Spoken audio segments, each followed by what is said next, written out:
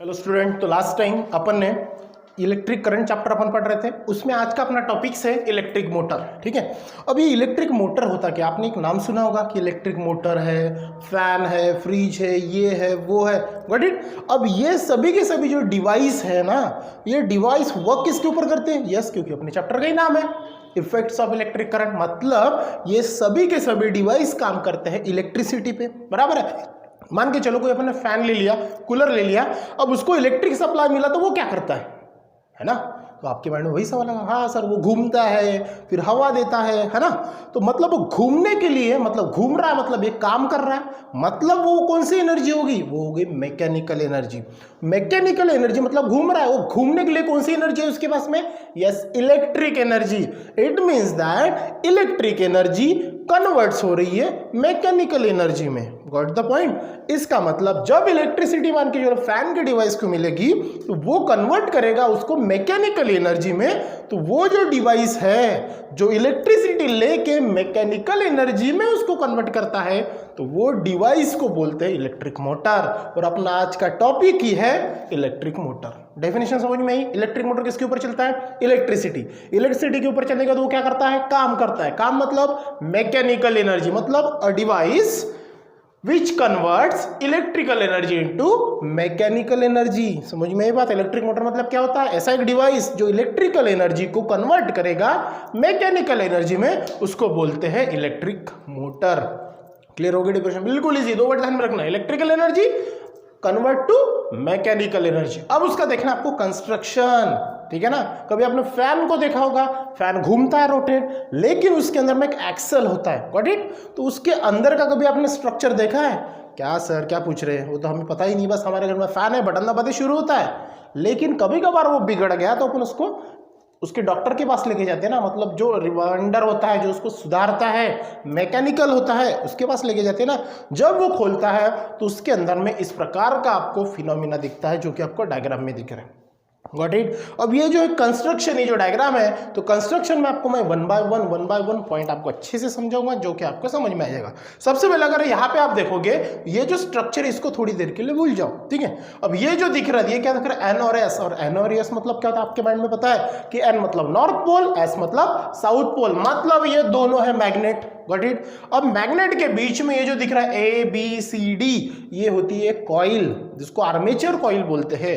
तो ये जो आर्मेचर कॉइल है, ये नॉर्थ और साउथ पोल के बीच में फिट बैठी होती है। अब ये कॉइल क्या होती है, उसके बाद में स्प्लिट रिंग क्या है, कार्बन ब्रशेस क्या है, एक्सल क्या है, बैटरी क्या है, स्विच क्या है, वायर क्या है, ये सब अपन कंस्ट्रक्शन में वन बाय वन पॉइंट्स देखते हैं, ठीक है? चलो देखो, सबसे पहले यहाँ पे आपको दिख रहा है रेक्टेंगुलर कॉइल। कौन सा पॉइंट है? Rectangular coil. A large number of turns, मतलब एक वायर लेना आपको और लार्ज नंबर्स ऑफ टर्न्स, मतलब उसको लपेटना है किसके अलोंग में?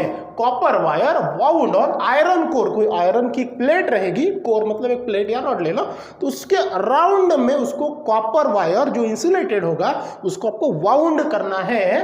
कौन से शेप में? Rectangular shape. देखो यहाँ पे रेक्टेंगुलर शेप दिख रहा है, ठीक है? Forms a coil ABCD as shown in the figure।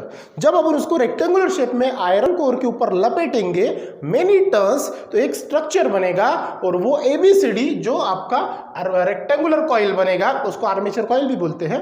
तो वो यहाँ पे आपको दिखेगा ABCD दिख रहा है, ABCD। तो ये क्या होगी? आपकी रेक्टेंगुलर कॉइल, जो कि आपको डायग्राम में दिख रहा है। पहला पॉइंट क्लियर हो गया कंस्ट्रक्शन का, ठीक है? ABCD क्या है? ये आपकी रेक्टेंगुलर कॉइल है, जो कि इंसुलेटेड कॉपर वायर से बनती है और आयरन कोर के ऊपर वो लपेटे हुई है, ठीक है? चलो दूसरा पॉइंट देखिए, स्ट्रॉन्ग मैग्नेट्स। देखो इसके अगल बगल में आर्मेचर कॉइल के बीच साइड में कौन बैठे? Strong magnets. अगर मैग्नेट स्ट्रॉन्ग है तो वो अपनी मैग्नेटिक फील्ड भी क्या करेगी? या स्ट्रॉन्ग प्रोड्यूस करेगी। पॉइंट समझ में आ रहा? तो देखो स्ट्रॉन्ग मैग्नेट्स क्यों बन लेते हैं? The coil is placed between the two pole pieces. देखो दो पोल पीसेस है, एक पोल नॉर्थ पोल, दूसरा pole south pole of a strong horseshoe magnet. लेकिन ये मैग्नेट कैसा है? हॉर्सशू, मतलब यू शेप का। इस प्रकार से वो यू शेप का होता है, ठीक है ना? मैंने यहाँ पे निकाला नहीं, लेकिन आपको भी डायग्राम में ऐसे निकालना है। तो ये इसको अगर ऐसे जोड़ दो तो ये बन गया मेरा यू शेप का हॉर्सशू मैग्नेट, ठीक है?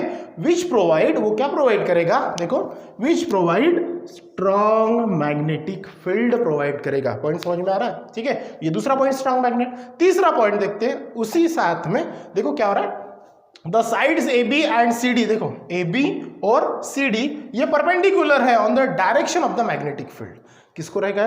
Direction of magnetic field. मान के चलो ये मैग्नेटिक फील्ड है, तो इसके अंदर से ये वायर है ना ये वाला, तो मैग्नेटिक फील्ड ये घूम रही है, ये इसके अलॉन्ग में मैग्नेटिक फील्ड, इसके साइड में वायर है, तो वायर और वो देखो डायरेक्शन क्या है, ये मैग्नेटिक फील्ड इसकी और ये वायर, तो ये क्या है? एक दूसरे को परपेंडिकुलर है। मतलब ए बी ये पोल को परपेंडिकुलर है, मतलब ये साइड के मैग्नेटिक फील्ड को, और सी डी उस साइड की। मतलब अपन बोल सकते हैं कि मैग्नेटिक फील्ड को ए बी और सी डी ये दोनों साइड्स क्या है? परपेंडिकुलर है। ठीक है। देन तीसरा पॉइंट है स्प्लिट रिंग। अब ये स्प्लिट रिंग होता क्या है? ठीक है, जैसे कि it consist of two halves. Two halves मतलब दो प्रकार की पॉइंट्स, दो प्रकार के रॉड से, दो प्रकार के साइड से। तो two halves of a magnetic ring R1 and R2। Diagram दिख रहा है आपको, ये R1 और R2। देखो ये जो एक्सल के ऊपर फिट बैठी है, जैसे अपन क्लिप लगाते हैं ना किसी पाइप को, अगर आपको दीवार को चिपकाना है तो उसके साइड में ऊपर क्लिप लगाए, उसको खिला जो होता है ना आपका आयरन, उससे ठोक देते हैं, बराबर है, ताकि वो मजबूत हो जाए। उसी प्रकार ये जो एक्सल दिख रहा है आपको, ये जो रोटेट होता है, घूमता है, तो वो इधर उधर ना खसके, इधर उधर ना सरके, उसके लिए उसके ऊपर रिंग्स लगाते हैं, जिसको स्प्लिट रिंग बोलते हैं, जिसका नाम R1 एंड R2 है। ठीक है। The ends of the coil are connected to this rings. और ये जो कॉइल है दिख रहा है ना, ए बी सी डी जो आपकी रेक्टेंगुलर कॉइल है, इसके जो वायर है दो एंड, ये कॉइल को अटैच दिख रहा है आपको R1 और R2 को। वहां पे डायग्राम में, आपकी किताब में भी डायग्राम है, वहां पे आपको देखना कि ये पॉइंट जो है वहां पे अटैच है, जो कॉइल के दो पॉइंट से जो स्प्लिट रिंग R1 और R2 को अटैच है। ठीक है।